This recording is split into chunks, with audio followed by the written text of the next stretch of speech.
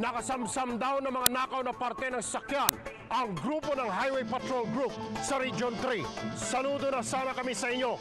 Pero imbis gawing ebidensya ang mga nakumpiska, pagkakitaan nyo pala, HPG talaga kayo. Huli at gawing pera group. Very bad yan!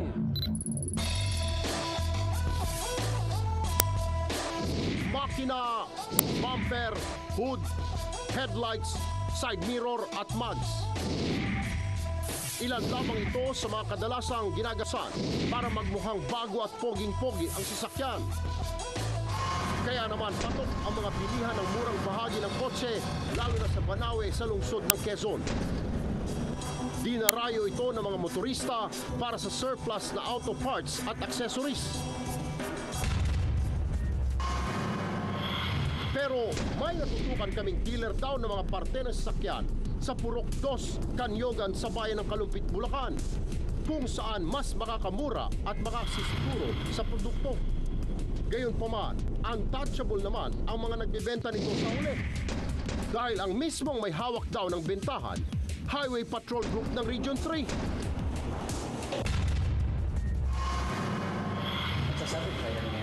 Matinding problema ang gumarahe sa bakuran ng magkaibigan ni Joey at Robert. Ang mga sasakyan daw kasing dapat sana'y gagawing pang negosyo, nasa lisihan ng mga sindikato. February 2010, nakakuha ako ng sasakyan. Ang bala ko sana rin sa sasakyan, gawing taxi. Kaso nung medyo kinakapos na ako ng panghulog, pinasok ko sa rent-a-car.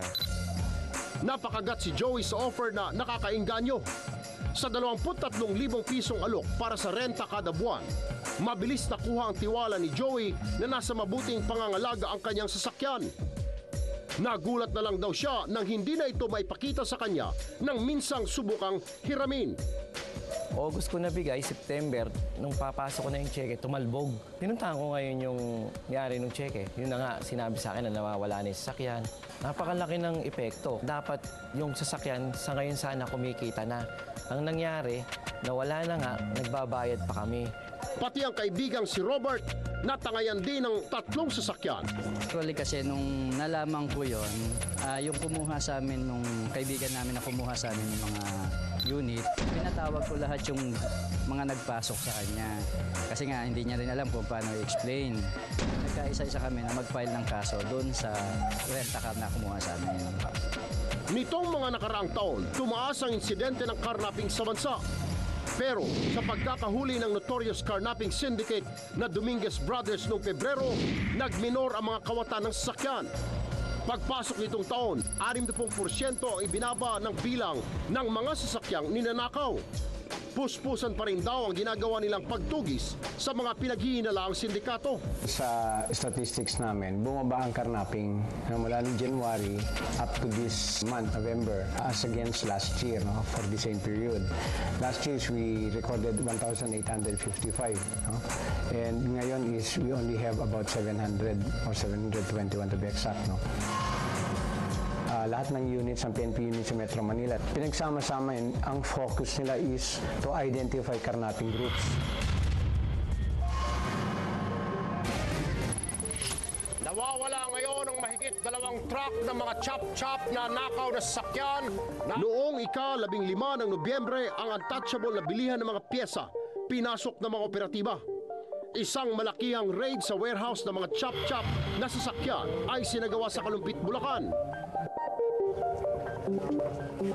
5 truck na mga parte ng sasakyan ang nasabat ng anti-carnapping unit ng Camp Karingal at ng Region 3 Highway Patrol Group o HPG. Pero isang tip ang ipinabot sa amin.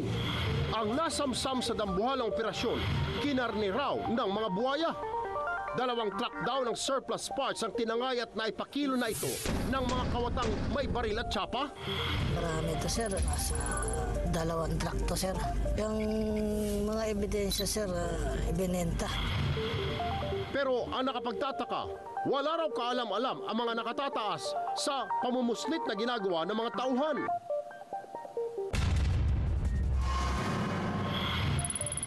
Dali-daling nagsagawa ng investigasyon ng aming team. Huling-huli sa aming kamera ang pag-amin ng mismong ahente ng pulis na tumulong magbenta ng nakumpiskang chop-chop. Hinggaw sa DSPD na nakuha nilang mga karnata ng chop-chop. Mariin namang itinanggi ng pamunuan ng Highway Patrol Group ng Region 3 ang aligasyon laban sa kanila. Pinupukol lamang daw sila ng mga kalaban dahil sa matagumpay na operasyon. As far as our section is concerned, yung natanggap namin na itinurn over dito is 5 trucks. Ibig sabihin, 5 balik yung truck. Yun naman po, yung kakamada doon sa hindi naman yun yung sinisiksik nila. Kung meron man nag-allege na merong bentahan ng ganun, siguro yung tao na yun dapat magsampa ng formal complaint niya para masagot din naman namin. Pero nang ipresenta sa amin ang mga nakumpiska, mukhang kalat-kalat na ang ebidensya. Pasok pa kaya ito sa mga inventaryo nila, bossing? Doon sa bilang namin, 5 truck, nandiyan naman po sa amin yung mga piyesa na nilagat dito sa amin. Agad namin itong ipinagbigay alam sa pamunuan ng Anti-Carnapping Unit ng Camp Karingal na siyang kasama ng mga inireklamo sa operasyon sa Kalumpit. Pero tikom sila sa pagbibigay pahayag hinggil sa mga aligasyon laban sa HPG ng Region 3. Hayaan na raw munang tumakbo ng maayos ang investigasyon sa kaso. Sa kabila nito, hindi raw sila mangingiming sampahan ng kaso ang mga nagkasala sakaling mapatunayang nagkaroon ng anomalya sa pagtatago o pagbebenta ng ebidensya. Lagi po kaming handa, 24 oras po, 24/7 yung opisina natin. Any information na bibigay sa atin, constant naman po yung coordination natin with local police and the regional highway patrol unit ng bawat region dito sa atin. Yun po kasi ang mandate naman natin talaga pagdating doon sa implementation at enforcement ng anti-fencing law natin, aside from the enforcement ng anti-criminality yung ginagawa natin sa Metro Manila. Ayon naman sa pamunuan ng Land Transportation Office o LTO, mabigat na parusa ang maaring ipataw sa sinumang mahuhulihan ng mga nakaw na sasakyan. Sa police matter kasi, pag ikaw ang pinag-abutan ng nakaw, ikaw ang pinipigil sa ganung kaso. Tsaka pala sa mga investigasyon na gagawin, lilitaw yung nabili mo lamang talaga yung sasakyan na hindi mo alam na nakaw. May paraan daw para makaiwas na makabili ng sasakyang produkto ng chop-chop. Pag po binibisita ninyong mga, sabihin natin chassis number, may dokumento pong ipakikita niya. Pag nagtatali sa aktual na numero ng chassis, halimbawa chassis o kaya motor, ayun, pag nagtatali, okay lang yun.